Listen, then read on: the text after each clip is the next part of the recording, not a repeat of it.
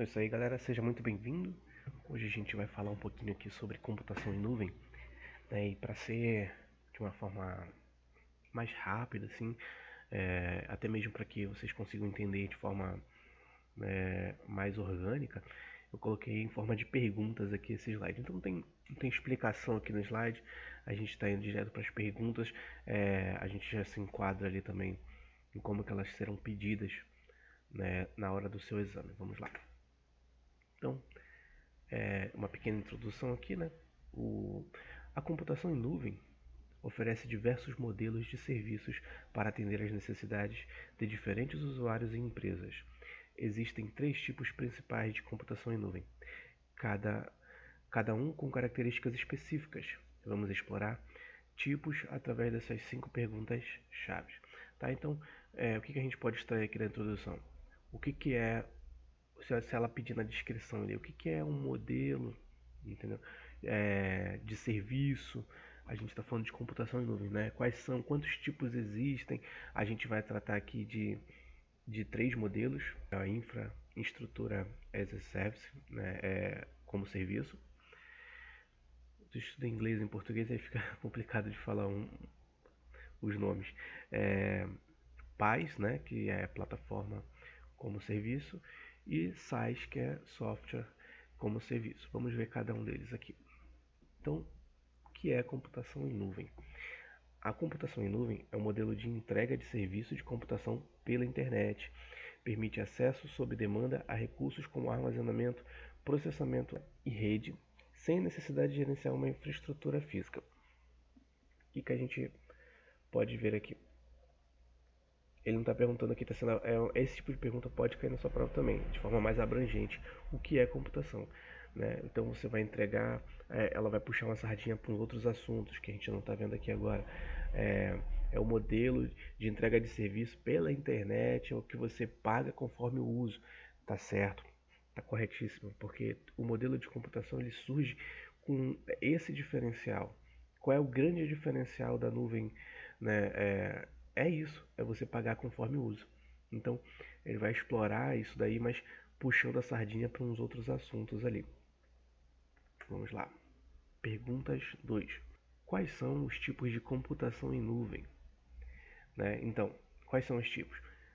Infra as a Service, infraestrutura como serviço, plataforma como serviço e software como serviço. Isso daqui dá para você gravar assim em decoreba? Dá. Não recomendo. É melhor você entender, porque depois você vai ter que desmistificar isso daí quando você for falar de responsabilidade compartilhada. Então não tem como você falar de responsabilidade compartilhada se você não dominar esses 3 tópicos. São apenas 3, então vamos ver, né, cada um. Qual a diferença? Primeiro, de cima para baixo, de infra até o software como serviço. Na infraestrutura como serviço, a nuvem ela vai te dar ali um hardware, né?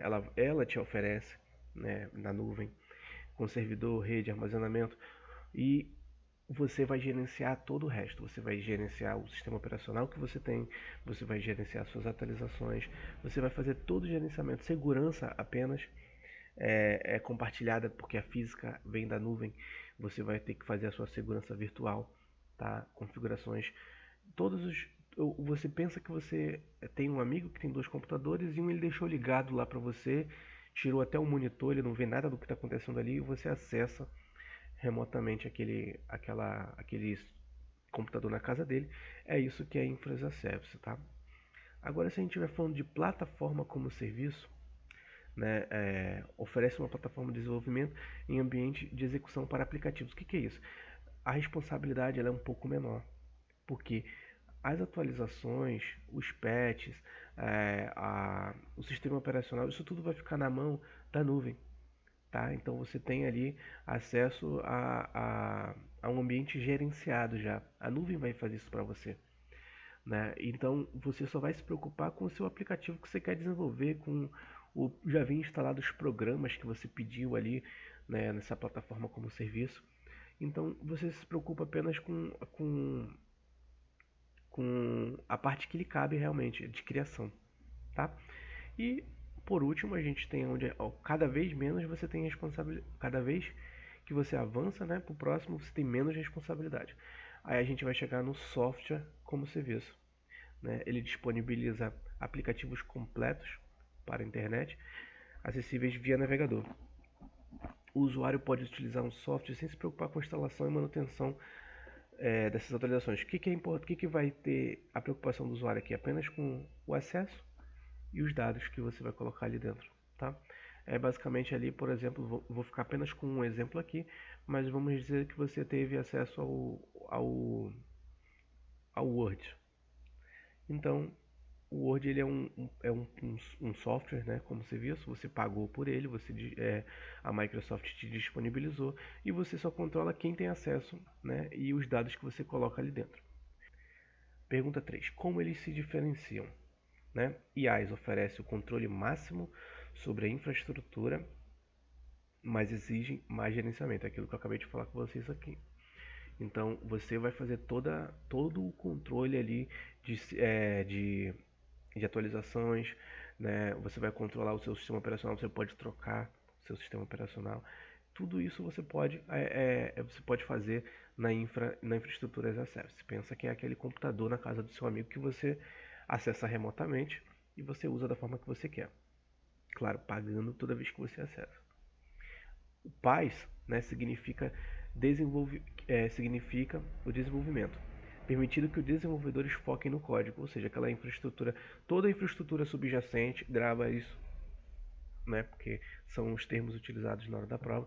Você não se preocupa com a infraestrutura subjacente, porque isso, né, a nuvem vai gerenciar para você, tá?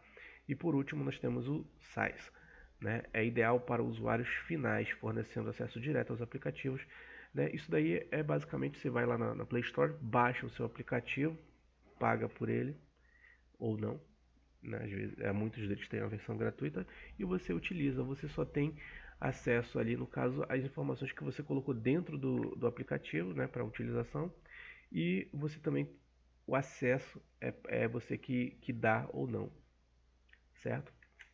Pergunta 4. Qual a flexibilidade de cada tipo? O IaaS é altamente flexível, permitindo configurações personalizadas, mas requer habilidades técnicas, né? Então, quanto mais permissões você tem ali para fazer alguma coisa, né? Quanto maior a sua autonomia, né? Mais você precisa de habilidade técnica. Se você tem uma equipe de TI, se você tem equipe de infra e tudo mais, e você quer gerenciar isso tudo, você pega o infraestrutura as a service, tá? Que é primeiro modelo. O PaaS, ele não tem essa flexibilidade toda de você configurar tudo do jeito que você quer, utilizar quais patches você quer, que atualizações, o que vai ser atualizado, o que não vai ser. Você não tem toda essa flexibilidade, porém, né, se você não tem uma equipe tão grande, se você não tem uma equipe, né, tão competente assim, você tem apenas os desenvolvedores, esse é o melhor caminho para você. Pensa sempre, no primeiro momento, eu tenho uma equipe completa de TI e eles vão trabalhar, né, naquelas VMs ali, naquelas máquinas virtuais. Agora, no segundo momento, eu tenho uma equipe de desenvolvimento que está precisando de um espaço para desenvolver e testar os seus aplicativos. Então, o segundo momento é esse. E o terceiro é quando eu já tenho o SaaS, né? Ele tem pouca personalização ou nenhuma, né, sendo ideais para soluções prontas. É isso aí. Quando você já saiu do PaaS ali, você já está com aquele aplicativo pronto, já está desenvolvido, e você vai, né, oferecer ele ao público, né? Normalmente de forma paga, tá? Normalmente você bota ali uma versão gratuita e a outra forma paga, e você disponibilizou isso pro cliente final, tá? Já passou da parte dos testes. Quinto, quais são os exemplos de uso? Né? Isso é uma pergunta que teve na minha prova lá, tá? Era mais ou menos assim, Microsoft 365, o Google, o Workspace e mais alguma coisa ali. Ele colocou assim, são exemplos de que tipo de computação em nuvem? SaaS, software como serviço, tá? Inclusive na prova tinha até mais um ali que eles inventaram ali, que aparecia em todas as opções que tinha a ver com esse tema ali.